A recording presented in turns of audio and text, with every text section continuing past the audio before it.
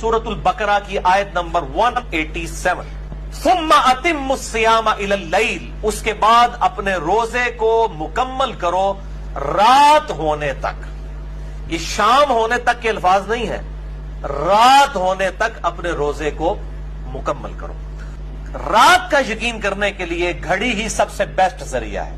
جب لوگوں کے پاس گھڑیاں نہیں تھیں تو لوگ رات کو انشور کرنے کے لیے آسمان پہ تاریکی کا انتظار کیا کرتے تھے کہ تھوڑا سا اندھیرا چھا جائے، ڈیفینیٹلی کنفرم ہو جائے کہ سورج غروب ہو چکا ہے۔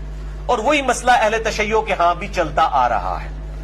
اور یہ اکثر اذانیں لوگ کہتے ہیں اذان شروع ہوگی جی ہن نہیں رکنا چاہیے، اذان غلط بھی ہوندی ہوئے، پھر مؤذن کی گھڑی سٹینڈرڈ ٹائم نہ ہو یا اس کا ٹائم ٹیبل غلط ہو، یعنی غروب آفتاب کا یقین کرنا ضروری ہے۔